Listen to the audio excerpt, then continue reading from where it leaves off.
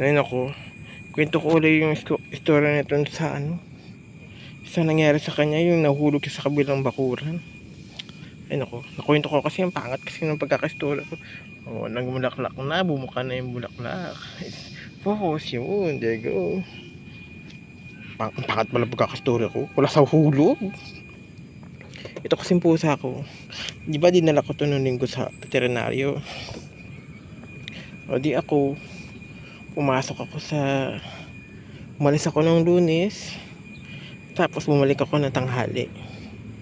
Balik ko ng tanghali, mga alauna, hindi ko makita to pusa ko. Isip ko siguro baka nangangat bahay, o baka nakatakas sa kapitbahay namin. Wala akong makita doon sa kapitbahay namin. Teka lang, ang ganda nila, di ba? Dami damo. Tapos, buti na lang makita ko sa subong doon, nakita ko doon sa kabilang bakuran doon. Nakita ko tong pusahan to. Nando sa mga dahon-dahon. Mga dahon-dahon, kalulot ng mga dahon. Nandun pala siya. Nandun nahulog pala to, na-imbalance pala to. Piling kasi nito nung mga panahon na may sakit siya, na imbalance nga siya, parang lasing siya maglakad. Kaya niya maglakad sa pader na doon. Yun, tumatawid siya sa pader. Hindi niya naman siya magaling, hindi naman siya normal maglakad yung mga panahon yun. Buti na nakita ko talaga nung Lunes, umakita ko sa bubong. Hindi, simula siguro na nahulog siya nung maga siguro yun. Hanggang sa ginabi na siya dun. Baka di ko pa siya nakikita. Yung mata niya, parang excited siya sa akin. Mga oras na yun. Parang tuwan-tuwa siya. Even titig niya sa akin eh. Yung mga panahon ito, maduling-duling siya nung may sakit siya. Kasi nga dahil nga sa vestibular disease niya. Ganun kasi epekto sa kanila. Hindi pa masyadong magaling. Yung ko yung mata nila parang nakatingin sa malayo. Something gano'n, parang duling nga. Parang duling nga yung tingin ko eh. Yun. Nakita ko siya doon sa kabilang makuran. Ay naku, buti na lang pinakausap ko. Kinuha ko to sa kabilang bakuran. Ay naku, kawawa ka naman. Nahulog siya dun. Kaya nung pinakain ko to, naku, todo kain talaga to. Pati yung pagkain ng kabilang pusa, kinain niya din. Gutom na gutom. Siguro stress to nung kakain tayo sa akin kasi bagong lugar rin eh. Hindi naman yung lugar na alam niya eh, di ba? Natatangnan niya lang yung sa taas kasi nalakaran niya lang yung pader, ganyan. Tapos bigla siya nahulog doon, tapos hindi niya alam kung paano umakyat. Tsaka to, napansin ko, pag tumatalon, hindi pa rin siya nakakatalon ng alam mo yun, nakakakapit na maigi. Tapos mababa pa yung talon niya, hindi katulad dati. Kaya mapakain na nito, imbes na sa taas, nilagay ko sa baba para makain niya yung gusto niya kainin. Sana gumaling to. Kasi ngayon yung Friday. So sana sa susunod na linggo pa, dito tong magaling ka talaga. Matakot eh. Paano ko to? Yung ano ba yun? Ipapa-deworm ko. Kasi talas ng likod nyo. Sana hindi siya yung iba pang sakit. Naglalambing siya. Ayun, tama niya yung mukha niya sa cellphone lang itong gamit ko. Ang payat ng buto. Tapos ang taba ng tiyan. Lakas naman kumain. Hindi kaya bulati ito. Pero may research ako, sabi baka daw, sabi sa search may posibilidad na cancer. Huwag naman sana. O kaya merong liver namabag ang liver, ganyan. Ay naku, huwag naman sana. Pag ganun kasi kailangan may x-ray pa para ma-check kung ano ba yung sakit niya. Pero paano naman to? Masipag pumupo, masipag umihi. Kasi dito nga umihi yun, sipag umihi niya. Tsaka pumupo sa labas. Sana bulate lang kasi madali lang yung bulate. Huwag naman yung cancer. At kailangan mag-transplant ng ng liver. Liver transplant. Kikimo yung pusa. Huwag naman sana. Yun lang. Tsaka papakainin ko. Teka lang. There you go. Alam mo, natutunan ko sa... Hindi ko pa naman na-apply ngayon na. Natutunan ko magkwento mag-isa. Mayroon pala magkwento mag-isa. Kung saan napupunta yung usapan. Imbis na focus lang sa isang kwento, napupunta ko saan. Minsan parang, paano ko ba siya ito timeline? Siguro mahirap maging DJ, ganun, wala kang kausap. Hindi ba ganda ng araw? Tapos, kailangan mo mag-usap mag-isa, makipag-usap sa sarili mo, ganyan. Medyo pala, nakakapanibago. So, dapat wala masanay ako. Alam mo, meron pa ako hindi napapakain yung mga pato. Sige. Teka lang, papakita ko to. Ikaw anong pangalan yan eh? Nakalimutan ko eh. Pero may mga pangalan niya sa photos ko. In-order ko lang naman yan sa internet. Yun. Ito si Cleopatra to. Ito mga green na to. Itong mga yan. Mga yan. Damo-damo yan. Hindi dapat yan dyan. Pakita natin yung ganda ni Cleopatra. There you go. Labas ang ganda ni Cleopatra. Kasi imbis na lumaki to Cleopatra, dumadami pa itong mga damo. Napupunta sa mga damo yung sustansya. Diba? Sige. Ayun tuntua ako sa mga ito si brain. Hinihintay ko talaga magkaroon ng brain tong na to, pumpkin na yun. Gusto ko pumunta sa horror house.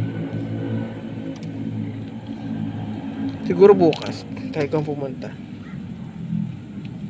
Pero sa ngayon papakainin ko muna yung pato.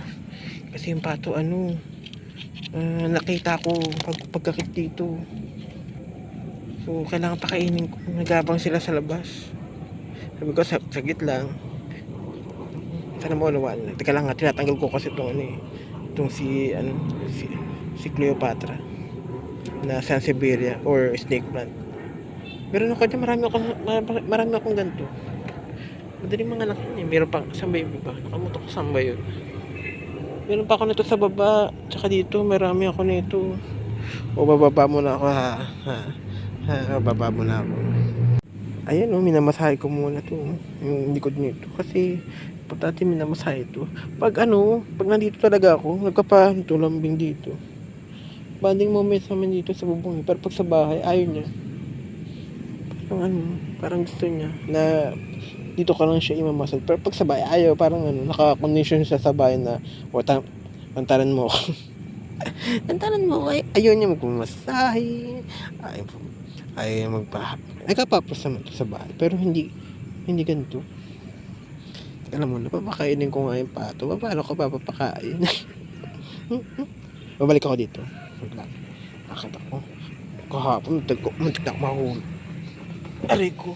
Nangaling pa ako. Ang ganda, diba? Si Whitney. Nakala ko Whitney. Nakadungo sila. Wait lang punta tayo dyan. Punta sila dun. Wait lang. Asan ba yung bayong? Nakabang ng mga pato. Nakabang na sila. Tuntua sila. Kakain na tayo.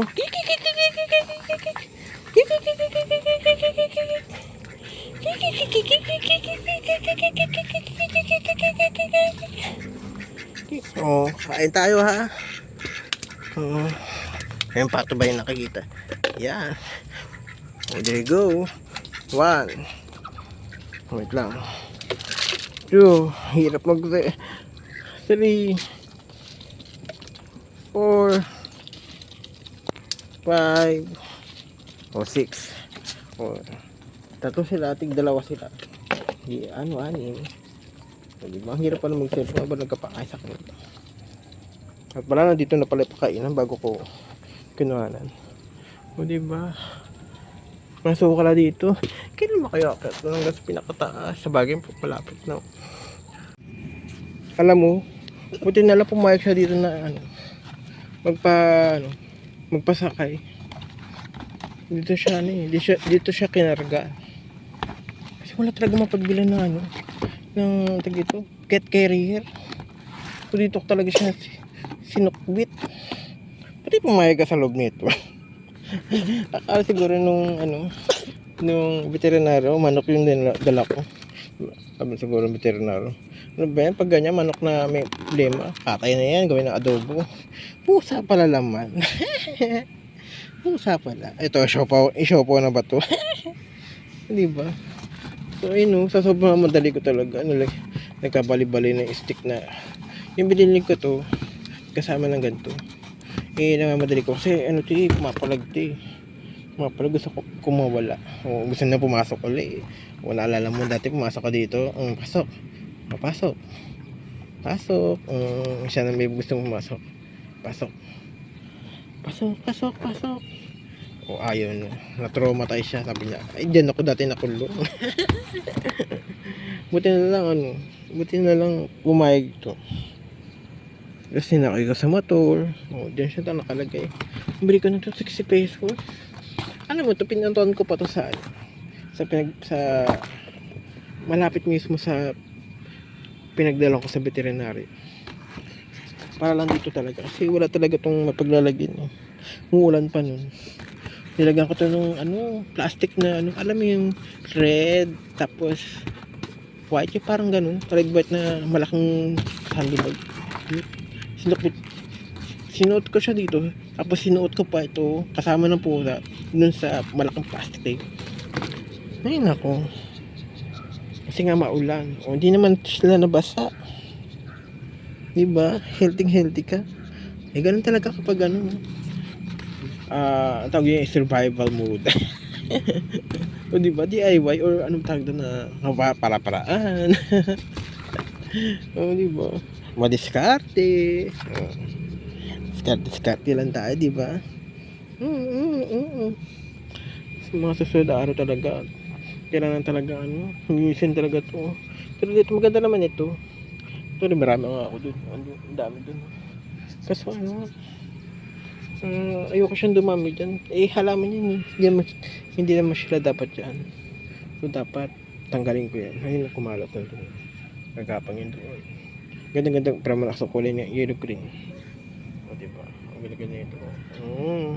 Umida mo. O, tanggalin natin. There you go. May damo pa. There you go. Ito mga damo Dati ayoko tanggalin itong mga yung mga parang parang cauliflower yata yan. Yung mga yan. Parang butterflies. Dati ayoko tanggalin. Gusto ko na tanggalin kasi ang dami nila. Kasi wala. Anak sila ng anak. Parang yung anak nila. Parang nilipad ang hangin. Diba?